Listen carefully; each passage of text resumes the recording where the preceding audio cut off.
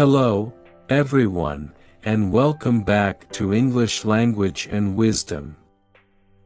Today, I have a special story for you, one that takes us deep into the heart of a beautiful forest, where a little crow named Covey learns a powerful lesson about life, happiness, and self-worth.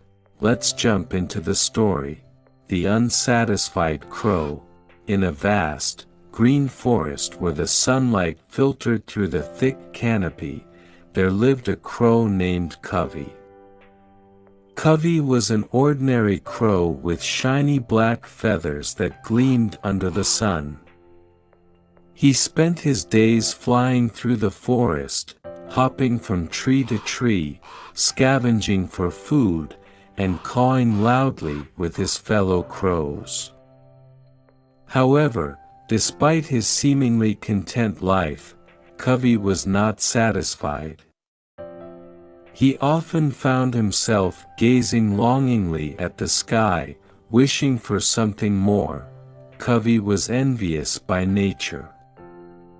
He was always comparing himself to others, believing that they had something better, something more beautiful. One day, as he perched on a high branch, he spotted a swan gliding gracefully across a nearby pond. The swan's feathers were pure white, almost glowing in the sunlight, and its movement was smooth and elegant, creating ripples in the water as it moved. Mesmerized by the swan's beauty, Covey thought to himself, "How lucky that swan is. With such white feathers and graceful movements, it must be the happiest bird in the world. If only I could be a swan, then I would be truly happy." Covey couldn't stop thinking about the swan, and his envy grew stronger with each passing day. Unable to contain his curiosity any longer, Covey decided to approach the swan. He flew down to the pond and landed on a nearby rock. "Dear swan," Covey began, "you are so beautiful, with your white feathers and graceful movements. You must be the happiest bird in the world. I wish I could be like you." The swan looked at Covey with kind eyes and smiled gently. "Thank you for your kind words, Crow," the swan replied. "But you see, I once thought I was the happiest bird in the world, too. That was until I saw a parrot. The parrot has not just one color but many vibrant ones, and everyone admires it. I couldn't help but wish I were a parrot." Covey listened intently, surprised by the swan's response. "A parrot?" Covey thought to himself. Could it be that the parrot is even happier than the swan? Driven by his relentless desire to find happiness, Covey decided he must find this parrot and see for himself. After a long search through the forest, Covey finally found a parrot perched high in a tree. The parrot's feathers were a vivid green, with flashes of red and blue, making it stand out brilliantly against the foliage. It was chirping melodiously, its voice full of life and joy. Covey was captivated by the parrot's beauty and song. "Dear parrot," Covey called out, "you are so colorful and your voice is so beautiful. You must be the happiest bird in the world. I wish I could be like you." The parrot paused its song and looked at Covey. "Thank you, Crow," the parrot replied. "But you are mistaken if you think I am the happiest bird. I used to think so, too, until I saw a peacock." The peacock has the most magnificent feathers, full of dazzling colors, and is admired by everyone. People come from far and wide just to see the peacock. How I wish I could be as beautiful as a peacock. Covey was taken aback by the parrot's words. A peacock? He thought, his curiosity piqued even further.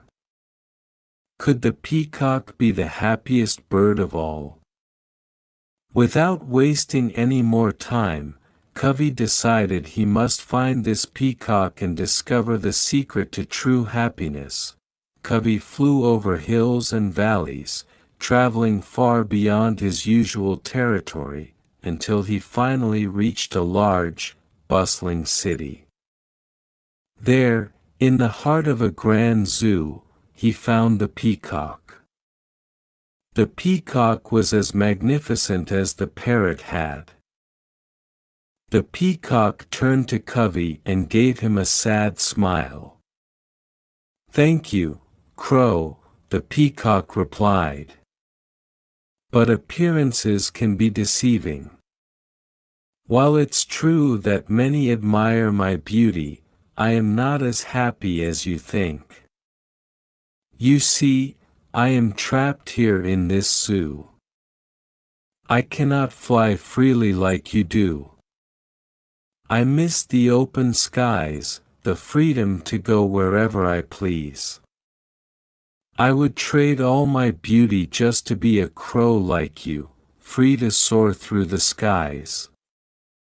Covey was stunned. The peacock, with all its beauty and admiration, wished to be like him. This revelation hit Covey like a bolt of lightning. He had spent so much time envying others, wishing to be like them, that he had failed to see the value in his own life, feeling a deep sense of shame. Covey thanked the peacock and flew back to his forest. As he soared through the skies, the wind beneath his wings, and the vast expanse of the world below him, Covey realized how precious his freedom was. He had taken it for granted all this time, while others, like the peacock, longed for it. When Covey returned to his familiar forest, everything seemed different. The trees were greener, the sky was bluer, and the air felt fresher. He perched on a high branch, overlooking the forest, and for the first time in his life, he felt content. He no longer yearned to be like the swan, the parrot, or the peacock. He was happy to be himself, a crow with the freedom to fly wherever he wished. Days turned into weeks, and weeks into months. Covey continued his daily routine of flying through the forest, foraging for food, and cawing with his fellow crows. But now, there was a difference. Covey no longer felt envy or dissatisfaction. He had learned to appreciate the unique gifts he possessed. Whenever Covey saw the swan, the parrot, or even thought about the peacock, he no longer felt a pang of envy. Instead, he felt gratitude for the life he had. He realized that every creature has its own challenges and that true happiness doesn't come from having what others have, but from appreciating what you already possess. Covey's newfound contentment was contagious. The other crows noticed a change in him. He seemed more at peace, more joyful, and they too began to appreciate their lives more. The forest became a happier place for all the crows as they followed Covey's example of contentment. As the seasons changed and the forest transformed with the passing time, Covey's story spread throughout the animal kingdom. It became a tale of wisdom, teaching young animals the value of self-acceptance and the dangers of envy. Covey, once a discontented crow, became a symbol of true happiness, and animals from all over came to hear his story. Years passed, and Covey grew older, but he remained the same contented crow he had become after his journey of self-discovery. He often reflected on his younger days, smiling at how much he had grown. He knew that happiness wasn't something that could be found in others or in changing who you are. It was something that had to be cultivated within. One bright morning, as Covey sat on his favorite perch, overlooking the forest, he felt a deep sense of peace. He had lived a good life, free and full of joy. He knew that his story would continue to inspire others long after he was gone. And with that thought, Covey closed his eyes, content with the life he had lived. Moral of the story of the unsatisfied crow teaches us that happiness lies not in what we lack, but in appreciating the unique blessings we already have.